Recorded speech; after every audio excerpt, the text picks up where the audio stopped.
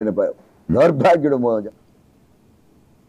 ఈ నెల 29న నందికొట్కూరులో చంద్రబాబు పర్యటన ఉంటుందని నంద్యాల పార్లమెంట్ ఇన్ఛార్జ్ శివానందరెడ్డి తెలిపారు. ఆ రోజు చంద్రబాబు ప్రజలకు వరాల జల్లు కురిపించబోతున్నారని చెప్పారు.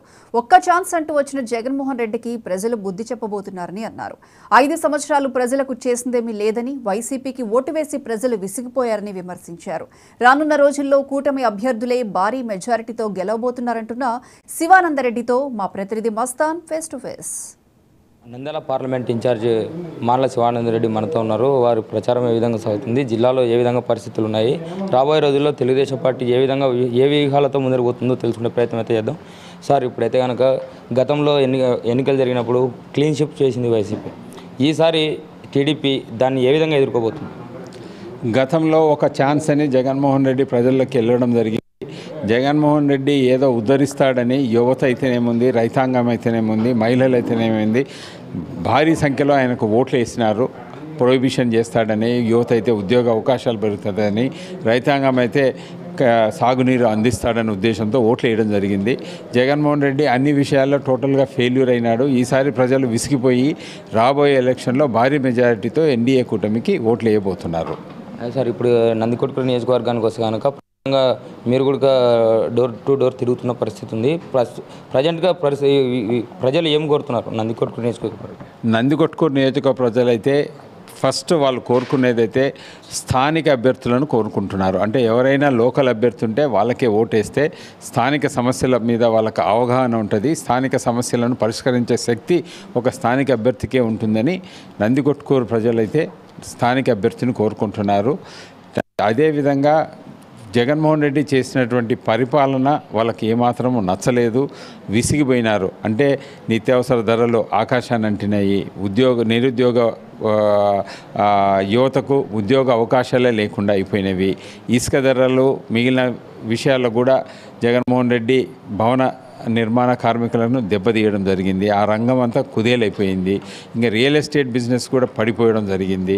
కొత్తగా పరిశ్రమలు ఏమైనా వచ్చాయంటే అవి కూడా రాలేదు. యువతకు ఏమాత్రం ఉద్యోగ అవకాశాలు లేని పరిస్థితి అయిపోయింది. ఇంకా కరెంటు ఛార్జీలు విపరీతంగా పెంచడం జరిగింది. ఇంకా రైతాంగానికి కొత్తగా ఇప్పుడు మీటర్లు కూడా బిగించడం జరుగుతుంది.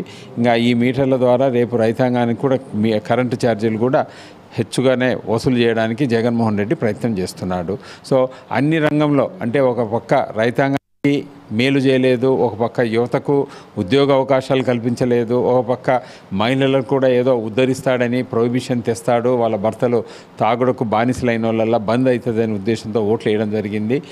ఇప్పుడు ఏమైందంటే అసలుకే ఎసురు పెట్టినాడు. వాళ్ళ భర్తలు కనీసం 70 ఏళ్ళు బతికేతోళ్ళు కూడా ఈ కల్తీ మందు సరఫరా చేసి వాళ్ళకు త్వరగా ఆరోగ్యం చెడిపోయి వాళ్ళు త్వరగా చనిపోయే పరిస్థితి తెచ్చినాడు ఈ జగన్మోహన్ రెడ్డి. సార్, ఇప్పుడు చంద్రబాబు నాయుడు గారు 29వ తేదీ నందికొట్కూరు పర్యటన చేస్తున్నారు, నంద్యాల జిల్లా పర్యటన. దాని గురించి ఎలాంటి ఏర్పాట్లు చేయాలి? చంద్రబాబు నాయుడు గారు రేపు 29 అంటే సోమవారం సాయంత్రం 6 గంటలకు నందికొట్కూరు పటేల్ సెంటర్లో మీటింగ్ ఏర్పాటు చేశాము. అదేవిధంగా రోడ్ షో మన నందికొట్కూరు బస్ స్టాండ్ నుంచి, కొత్త బస్ స్టాండ్ నుంచి పటేల్ సెంటర్ వరకు రోడ్ షో ఉంటుంది. అక్కడనే ప్రజలను అడ్రస్ చేయడం జరుగుతుంది. భారీ ఎత్తున తెలుగుదేశం నాయకులు అందరికీ ప్రజలు భారీ ఎత్తున ఆ మీటింగ్కు హాజరు కాబోతున్నారు. కనీసం అంటే ఒక 20,000 మంది ఆ రోజు మీటింగ్కు రాబోతున్నారు. సార్, రాబోయే ఎన్నికల్లో టీడీపీ గెలిస్తే కనుక ఇప్పుడు చంద్రబాబు నాయుడు పర్యటన జరుగుతుంది. అందులో నందికొట్కూరు ప్రజలకు ఎటువంటి హామీలు ఇవ్వబోతున్నారు? ముఖ్యంగా నందికొట్కూరు ప్రజలకు కావాల్సింది సాగునీరు కావాలి. లిఫ్ట్ ఇరిగేషన్ స్కీమ్స్ గురించి ఆయన హామీలు ఇవ్వబోతున్నారు.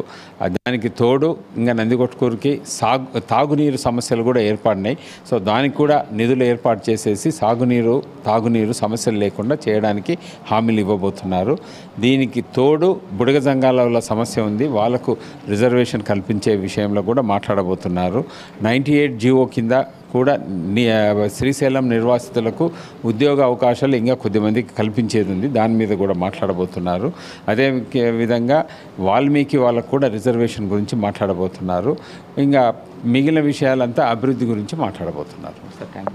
ఇది ఇట్లా జరుగుతున్న పరిస్థితి కనుక 29వ తేదీ నందికొట్కూరుకి చంద్రబాబు నాయుడు వస్తున్న పరిస్థితుల్లో నందికొట్కూరుకి వరాల జల్లు కురిపిస్తున్నారు. అధికారంలోకి వచ్చిన వెంటనే నందికొట్కూరులో పలు అభివృద్ధి కార్యక్రమాలు చేసే పరిస్థితులు కూడా కనిపిస్తున్నాయంటూ చెప్తున్న పరిస్థితి.